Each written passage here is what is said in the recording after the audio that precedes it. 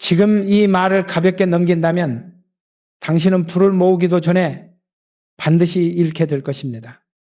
나는 수없이 많은 성공자를 보았고 그들 중 상당수가 가장 위험한 순간을 성공 직후에 맞이한다는 사실을 보았습니다. 실패의 순간은 늘 요란하지만 무너지는 순간은 조용합니다. 박수 속에서, 안도의 숨 속에서, 이제 됐다는 말 한마디 속에서 시작됩니다. 나는 젊은 시절 한 현장에서 그 장면을 똑똑히 목격했습니다. 공기는 축축했고 기계 소음이 낮게 울리고 있었으며 모두가 얼굴에 피로 대신 안도감을 얹고 있던 날이었습니다. 어렵게 성과를 냈고 계약은 성사되었으며 사람들은 서로의 등을 두드렸습니다. 그날 이후 분위기는 달라졌습니다. 점검회의는 짧아졌고 보고는 간략해졌으며 현장을 직접 보는 횟수는 눈에 띄게 줄었습니다. 나는 그 변화를 보며 불안해졌습니다. 왜냐하면 불을 잃는 사람들의 첫 번째 신호는 언제나 똑같았기 때문입니다.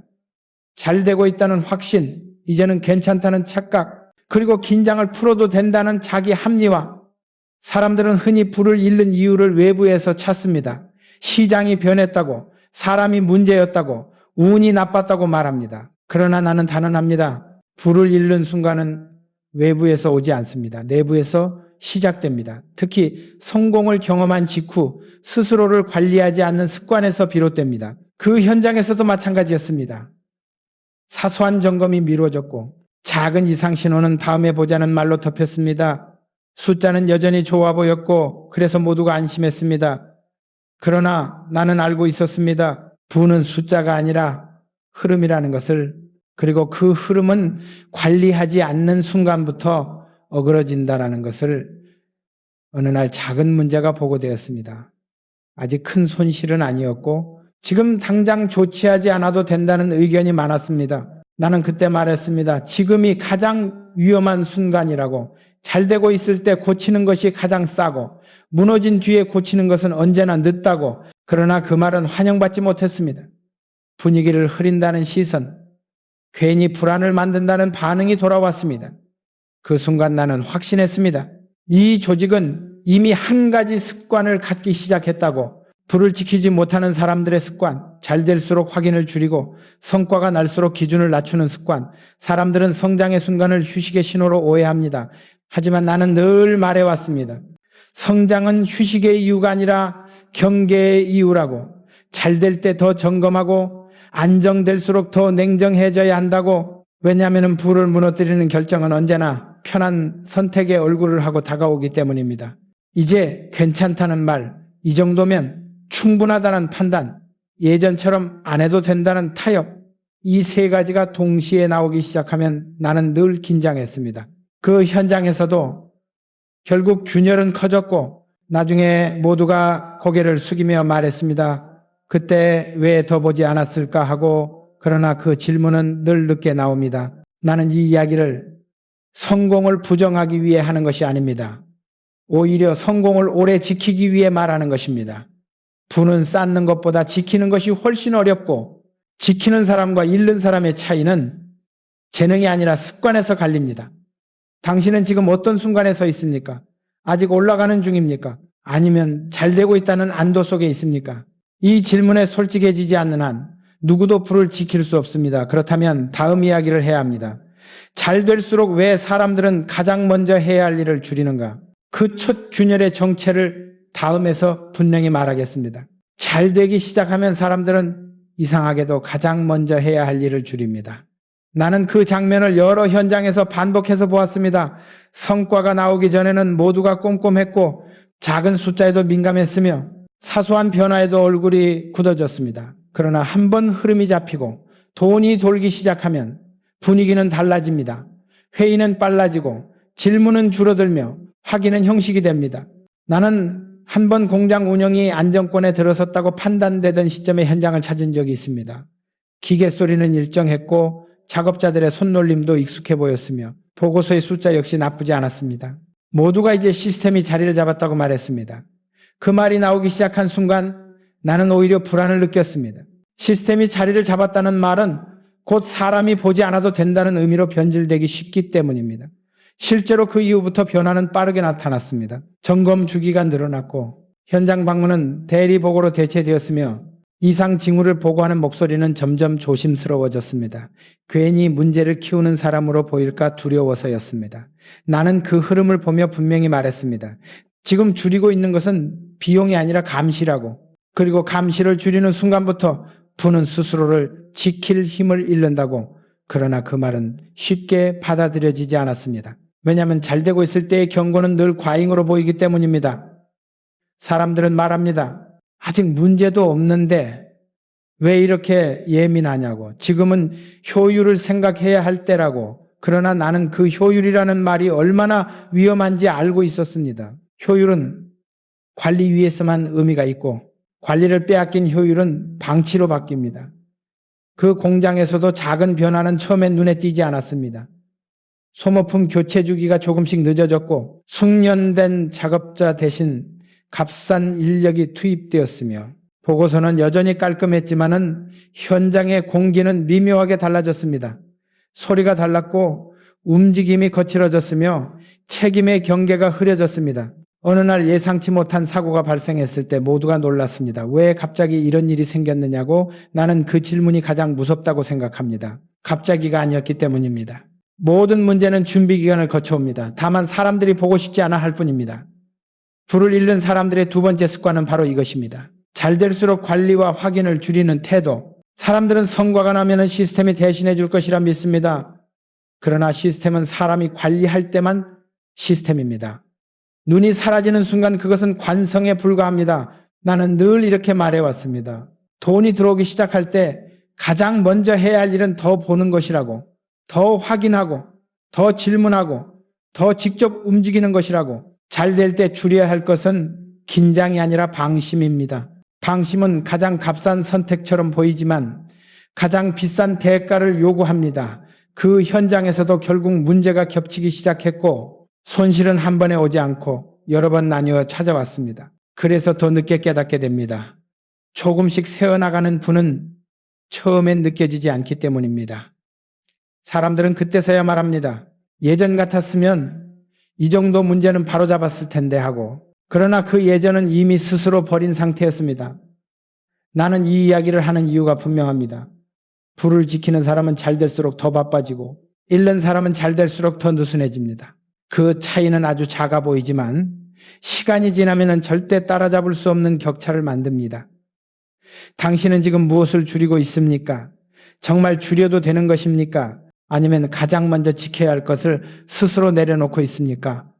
이 질문을 외면하는 순간 부는 이미 당신의 손을 떠나기 시작했을지도 모릅니다. 그렇다면 다음으로 넘어가야 합니다. 관리가 느슨해진 다음 왜 사람들은 돈의 흐름 자체를 보지 않으려 하는가? 그 위험한 습관을 다음에서 이야기하겠습니다.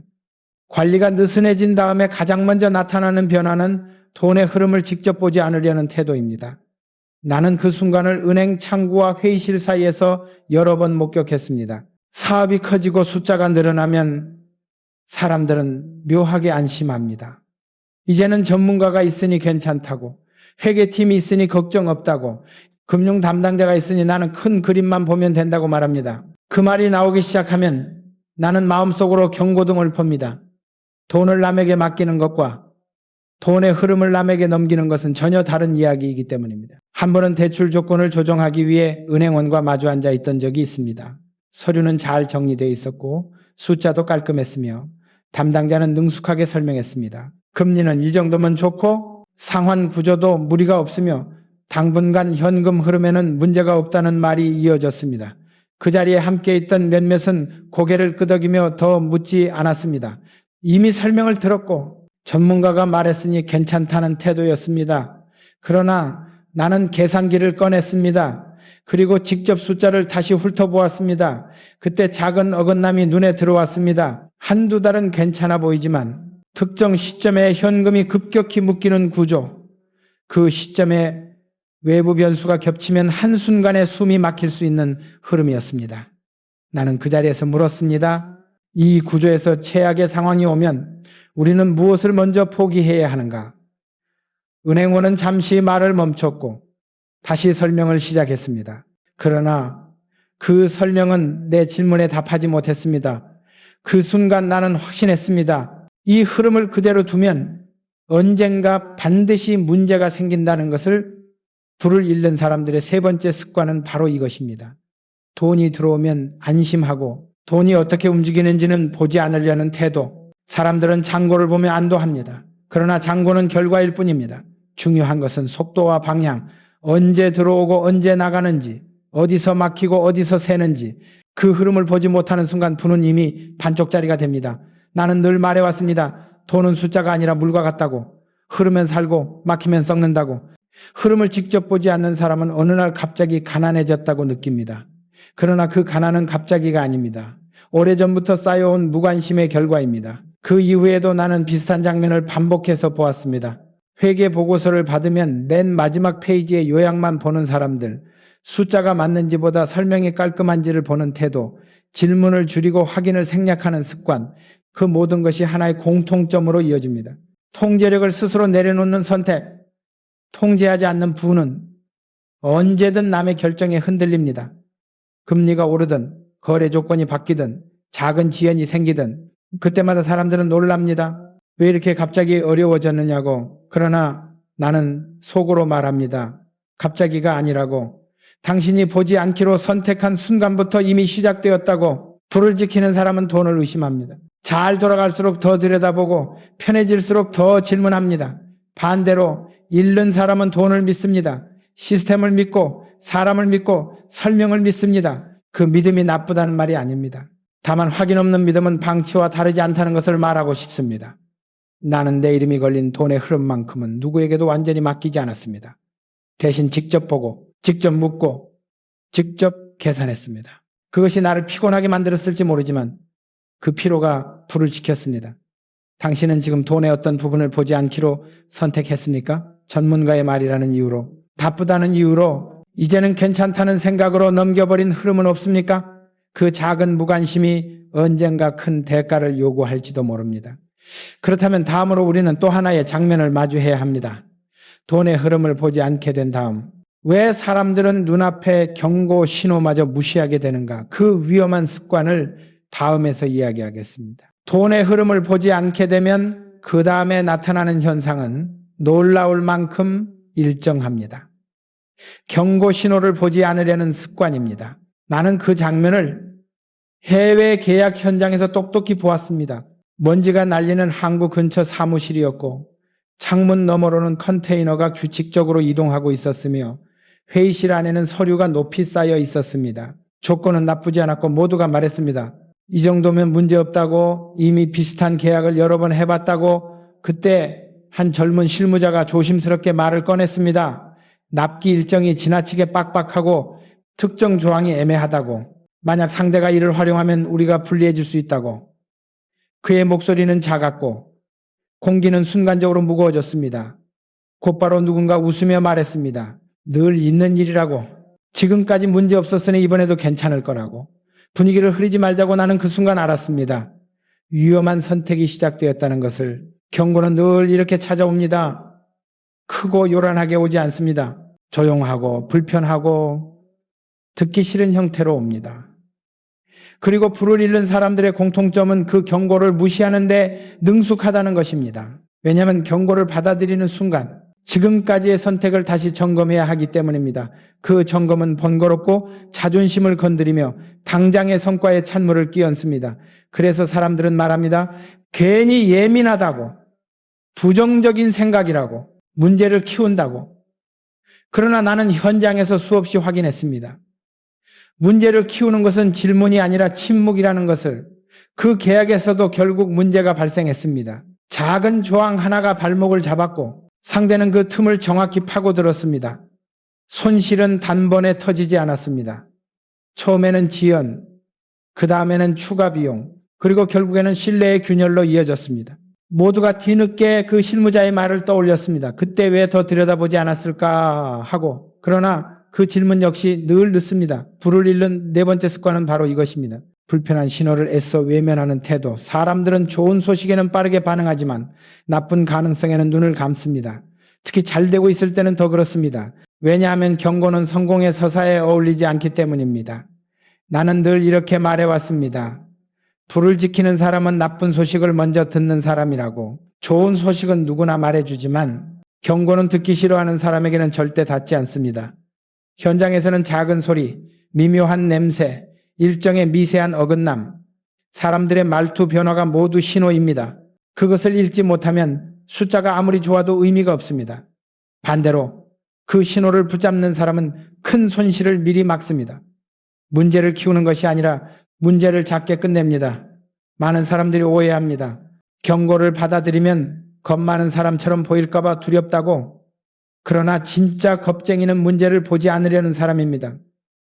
용기는 위험을 무시하는 데서 나오지 않습니다. 위험을 정확히 보는 데서 나옵니다. 나는 수없이 선택의 갈림길에서 불편한 쪽을 택했습니다. 분위기를 깨는 질문을 던졌고 속도를 늦췄으며 다시 확인했습니다. 그때마다 욕을 먹기도 했고 답답하다는 말을 듣기도 했습니다. 그러나 그 선택들이 결국 불을 지켜주었습니다. 당신은 지금 어떤 신호를 보고 있습니까? 아니면 보지 않으려고 합니까? 괜찮다는 말로 덮어버린 불편함은 없습니까? 그 불편함을 외면하는 순간 부는 이미 균열을 시작합니다. 그렇다면 다음으로 넘어가야 합니다. 경고를 무시한 다음 왜 사람들은 결국 사람을 관리하지 않는 선택을 하게 되는가? 그 치명적인 습관을 다음에서 이야기하겠습니다. 경고를 무시하고도 바로 무너지지 않으면 사람들은 안심합니다. 그리고 그 다음 선택은 거의 예외 없이 사람을 관리하지 않는 방향으로 흐릅니다. 나는 그 변화를 조직 내부에서 여러 번 보았습니다. 일이 잘 돌아가고 숫자가 유지되면 사람들은 시스템이 모든 것을 대신해 줄 것이라 믿기 시작합니다. 보고 체계가 있으니 괜찮고 규정이 있으니 문제 없으며 성과 지표가 있으니 사람은 바꿔도 된다고 말합니다. 그 말이 나오기 시작하면 나는 늘 긴장했습니다. 왜냐하면 불을 지키는 힘은 규정이 아니라 사람의 태도에서 나오기 때문입니다. 한 번은 핵심 공정에서 오래 함께한 인력이 교체되는 장면을 지켜본 적이 있습니다. 이유는 단순했습니다. 비용을 줄일 수 있고 대체 인력도 충분하다는 판단, 보고서상으로는 합리적이었고 모두가 고개를 끄덕였습니다. 그러나 현장의 공기는 달랐습니다. 말수가 줄었고 질문이 사라졌으며 책임의 경계가 흐려졌습니다. 나는 그 분위기를 느끼며 말했습니다. 이 결정은 숫자를 살릴지 몰라도 흐름을 죽일 수 있다고. 사람은 기계가 아니고 경험은 표로 대체되지 않는다고. 그러나 그 말은 비용 절감이라는 이름 앞에서 힘을 잃었습니다. 결국 작은 문제가 생겼을 때 누구도 먼저 나서지 않았습니다. 예전에는 가장 먼저 손을 들던 사람이 있었고 야간에도 전화를 받던 얼굴이 있었지만 그날은 모두가 규정을 찾고 책임의 선을 그었습니다. 문제는 해결되었지만 속도가 달랐고 그 차이는 곧 손실로 이어졌습니다. 불을 잃는 5번째 습관은 바로 이것입니다. 사람을 비용으로만 보고 관계를 관리하지 않는 태도. 사람들은 흔히 말합니다. 사람보다 시스템이 중요하다고. 그러나 시스템은 사람이 움직일 때만 작동합니다. 신뢰가 없는 시스템은 종이 위에서만 완벽합니다. 현장에서는 작동하지 않습니다. 나는 늘 이렇게 말해왔습니다. 숫자는 사람을 통해 흐르고 부는 관계를 통해 지켜진다고. 사람을 아끼라는 말이 아닙니다. 관리하라는 말입니다. 기대를 분명히 하고 책임을 나누고 성과를 함께 확인하는 관리. 그 관리가 사라지면 조직은 조용히 느슨해집니다. 느슨함은 곧 방심으로 이어지고 방심은 위기를 부릅니다. 많은 사람들이 오해합니다. 사람 관리는 감정 노동이라고, 시간이 많이 들고 효율이 떨어진다고, 그래서 성과가 좋을 때 가장 먼저 줄입니다. 그러나 그 선택은 늘 같은 결과로 돌아옵니다. 위기 때 남아있는 사람이 없다는 사실, 함께 책임질 사람이 없다는 현실. 나는 사람을 잃고도 불을 지킨 조직을 본 적이 없습니다. 반대로 사람을 남긴 조직은 손실을 겪어도 다시 일어났습니다. 왜냐하면 위기에서 움직이는 것은 숫자가 아니라 사람의 판단이기 때문입니다. 당신은 지금 어떤 선택을 하고 있습니까? 비용이라는 이유로 관계를 끊고 있지는 않습니까? 성과가 좋다는 이유로 관리를 줄이고 있지는 않습니까? 그 선택이 지금은 편해 보일지 모르지만 위기의 순간에는 치명적으로 돌아올 수 있습니다. 그렇다면 이제 다음으로 넘어가야 합니다. 사람 관리가 느슨해진 다음 왜 조직과 개인은 결정의 순간마다 더 늦어지는가? 그 지연의 정체를 다음에서 분명히 이야기하겠습니다. 사람 관리가 느슨해지면 조직과 개인은 눈에 띄지 않게 느려집니다. 결정의 순간마다 한 박자씩 늦어지고 그 지연이 쌓여 결국 방향을 잃습니다. 나는 그 장면을 수없이 보았습니다. 회의실에는 자료가 준비되어 있고 현장의 보고도 끝났으며 선택지는 이미 정리되어 있는데도 아무도 마지막 말을 하지 않습니다. 다들 서로의 눈치를 보고 책임의 방향을 계산하며 합의라는 말 뒤에 숨습니다.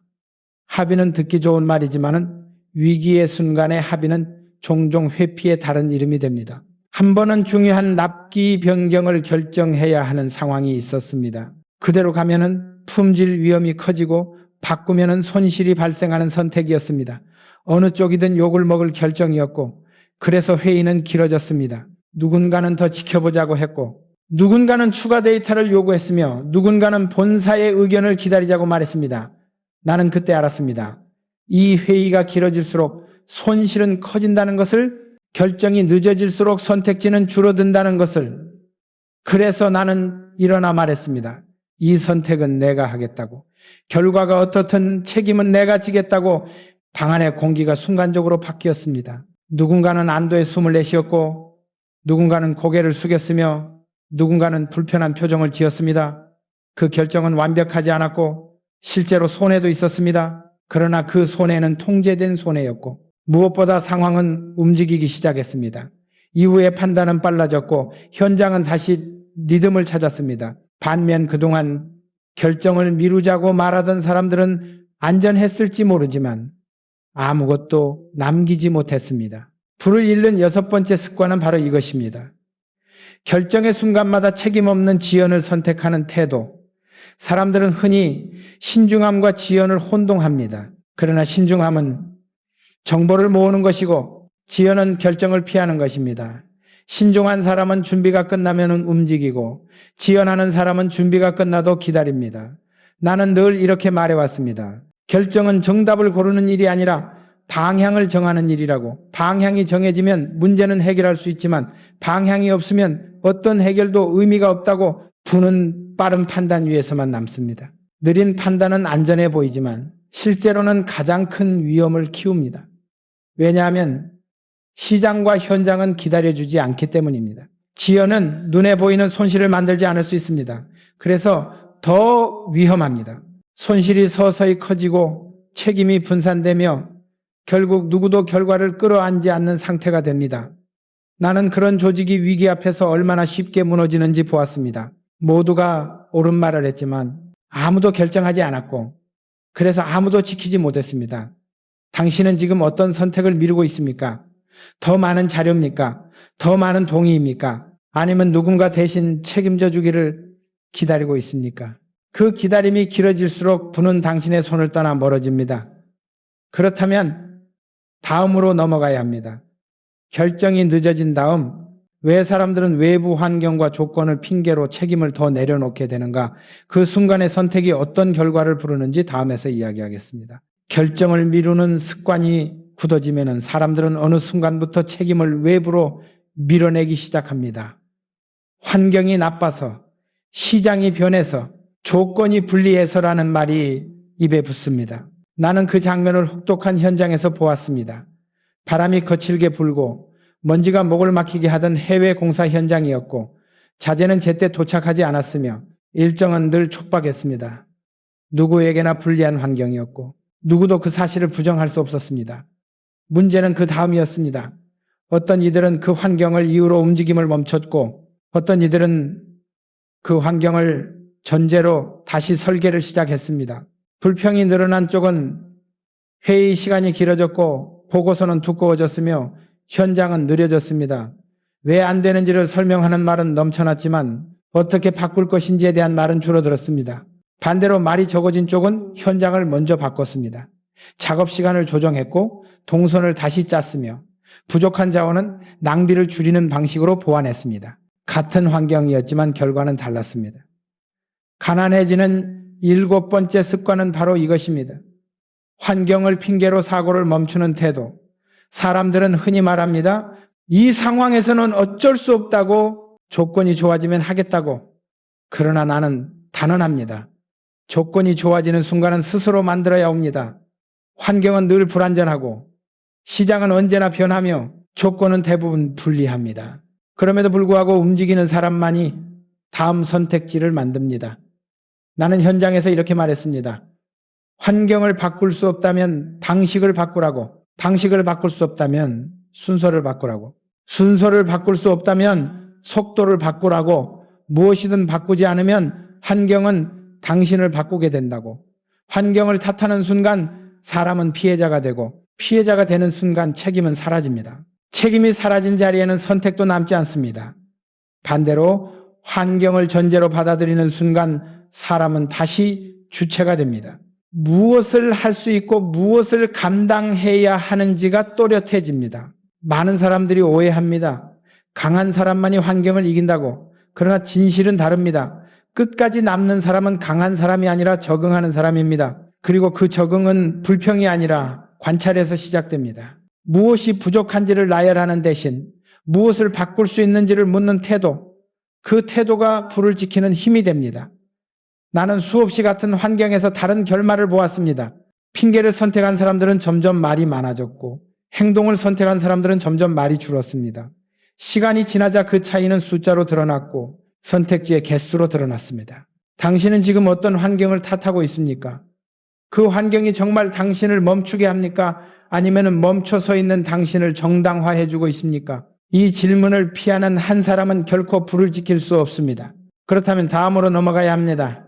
환경을 이겨낸 사람들조차 왜 눈앞의 이익 앞에서 흔들리는가? 그 조급한 선택이 어떻게 모든 것을 무너뜨리는지 다음에서 분명히 말하겠습니다. 환경을 이겨내고 책임을 다시 끌어안은 사람들조차 마지막 고비에서 흔들리는 이유가 있습니다. 그것은 눈앞의 이익을 참지 못하는 조급함입니다. 나는 그 장면을 수없이 많은 협상 테이블과 결산 회의에서 보았습니다. 길게 쌓아온 구조가 있고 조금만 더 버티면 안정이 보이는데 바로 그 순간 단기 이익이라는 유혹이 고개를 듭니다.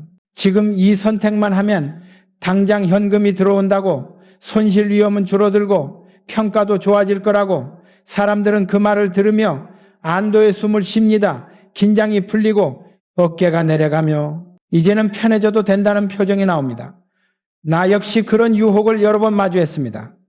밤을 새워 버틴 시간들, 욕을 먹으며 지켜온 원칙들, 그 모든 것을 잠시 내려놓으면 지금 당장의 평온을 얻을 수 있는 순간들. 그러나 나는 그때마다 스스로에게 같은 질문을 던졌습니다. 이 선택이 오늘의 나를 살리는가? 아니면 내일의 나를 팔아버리는가?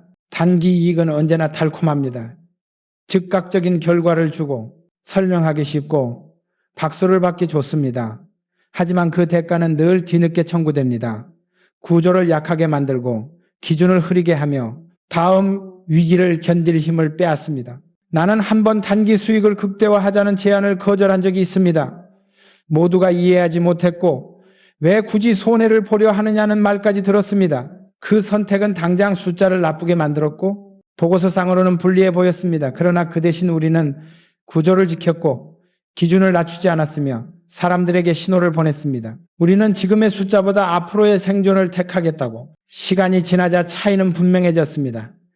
단기 이익을 택했던 쪽은 다시 같은 선택을 반복해야 했고 그 반복 속에서 점점 더 큰 위험을 떠안게 되었습니다. 반대로 기다림을 선택한 쪽은 처음엔 느렸지만 어느 순간부터 흔들리지 않는 흐름을 갖게 되었습니다. 불을 잃는 8번째 습관은 바로 이것입니다. 눈앞의 안정을 위해 장기 구조를 스스로 허무는 선택. 사람들은 흔히 기다림을 아무것도 하지 않는 것으로 오해합니다. 그러나 진짜 기다림은 가장 많은 에너지를 요구합니다. 손해를 감당해야 하고 설명을 해야 하며 외부의 시선을 견뎌야 합니다. 그래서 많은 사람들이 기다림을 포기하고 당장의 숫자를 택합니다. 그러나 나는 분명히 말합니다. 지킬 수 없는 부는 부가 아니라고. 한 번의 선택으로 얻은 이익이 다음 선택을 강요한다면 그것은 이미 위험한 부라고. 나는 늘 현장에서 이렇게 말해왔습니다. 돈을 벌기 위해 기준을 낮추지 말고 기준을 지키기 위해 돈을 늦추라고. 구조가 남아있으면 기회는 다시 오지만 구조를 잃으면 기회가 와도 붙잡을 손이 없다고. 조급함은 언제나 합리의 얼굴을 하고 나타납니다. 시장이 이렇다. 경쟁이 치열하다. 지금이 타이밍이다. 그 말들 속에서 사람들은 스스로를 설득합니다. 그러나 그 설득이 반복될수록 기준은 조금씩 낮아지고 결국 어느 순간에는 무엇을 지켜야 하는지조차 모르게 됩니다. 당신은 지금 어떤 선택 앞에 서 있습니까? 당장의 안도입니까? 아니면 긴 호흡의 안정입니까? 그 선택은 오늘의 부담을 줄여줄 수는 있지만 내일의 위기를 키울 수도 있습니다. 이 질문을 외면하는 한 사람은 결국 같은 유혹 앞에서 같은 선택을 반복하게 됩니다. 그렇다면 이제 마지막으로 남은 이야기를 해야 합니다. 장기 구조를 만들고도 왜 어떤 사람들은 끝내 혼자가 되는가? 사람을 잃는 선택이 어떻게 모든 부를 무너뜨리는지 그 결정적인 순간을 다음에서 이야기하겠습니다. 장기 구조를 지키고 조급함까지 견뎌낸 사람들 가운데서도 끝내 무너지는 경우가 있습니다. 그 이유는 의외로 단순합니다. 혼자서 모든 것을 통제하려는 순간부터 균열이 시작되기 때문입니다. 나는 그 장면을 강당연설이 끝난 뒤에 내부 회의에서 보았습니다.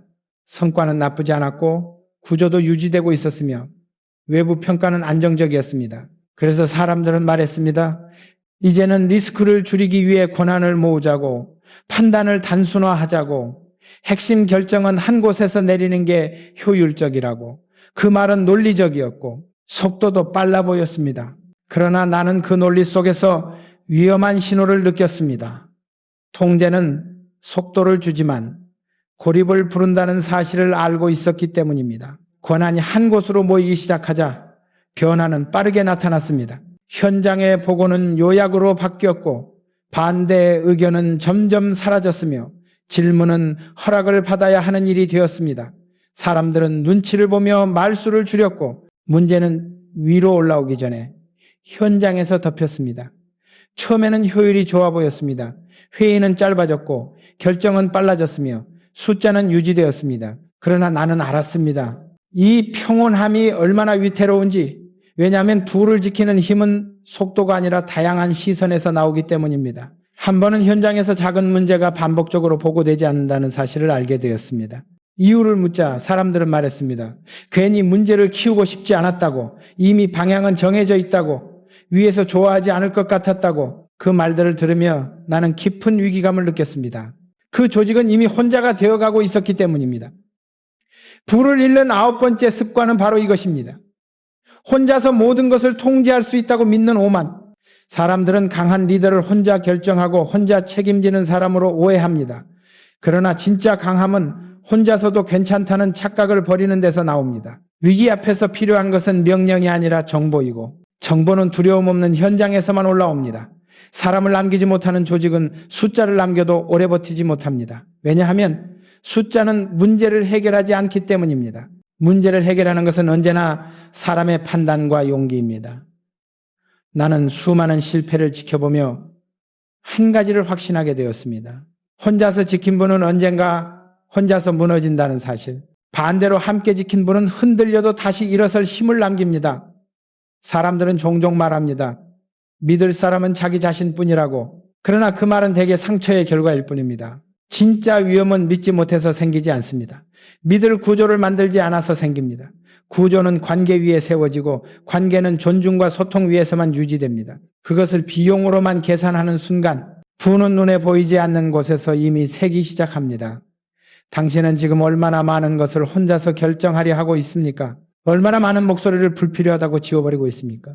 그 선택은 당장의 통제를 줄 수는 있지만 다음 위기 앞에서는 치명적인 고립으로 돌아올 수 있습니다. 그렇다면 이제 마지막으로 모든 이야기를 하나로 묶어야 할 순간입니다. 지금까지 반복해온 선택들이 어떻게 하나의 결론으로 이어지는지, 그리고 오늘부터 무엇을 바꿔야 하는지 그 최종적인 답을 다음에서 이야기하겠습니다. 이제 모든 이야기를 하나로 묶을 시간입니다.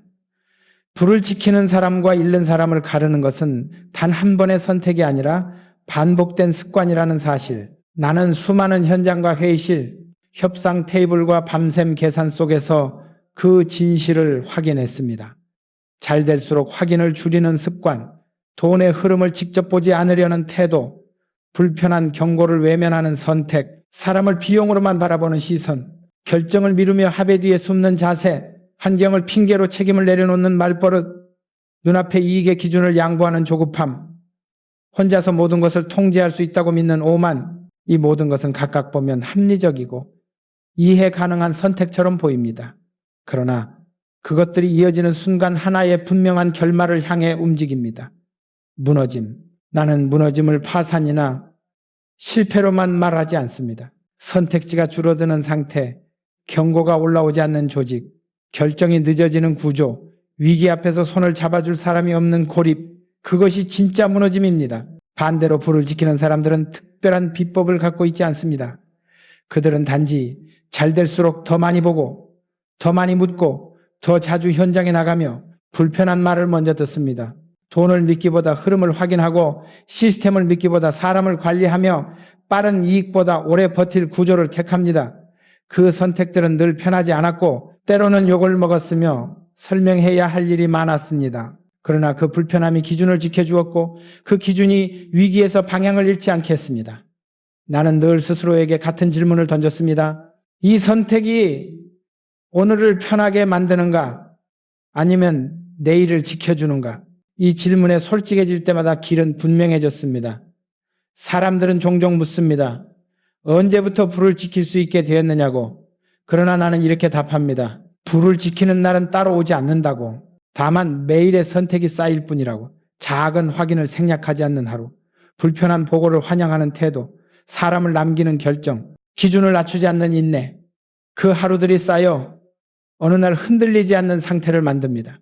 그래서 나는 단언합니다. 무너지는 순간은 갑자기 오지 않습니다. 이미 오래전에 정해져 있습니다. 그리고 그 순간을 바꾸는 것도 갑작스러운 기적이 아니라 오늘의 선택입니다. 지금 이 말을 듣는 당신에게 질문을 돌리고 싶습니다. 잘 되고 있다는 이유로 줄이고 있는 것은 무엇입니까? 믿는다는 이유로 보지 않으려는 흐름은 무엇입니까? 효율이라는 이름으로 놓치고 있는 사람은 없습니까? 당장의 안도를 위해 내일의 기준을 깎고 있지는 않습니까? 이 질문에 답하지 않는다면 분은 오래 머물지 않습니다. 그러나 답하기 시작하는 순간부터 흐름은 달라집니다. 분은 운이 아니라 태도에 머물고 태도는 습관으로 굳어지며 습관은 결국 결과를 만듭니다. 끝까지 들어주셔서 감사합니다. 이 말이 당신의 선택을 조금이라도 바꾸는 계기가 되길 바랍니다. 다음 이야기에서는 불을 만드는 법이 아니라 인생에서 절대 타협해서는 안 되는 단 하나의 기준에 대해 더 깊이 전하겠습니다.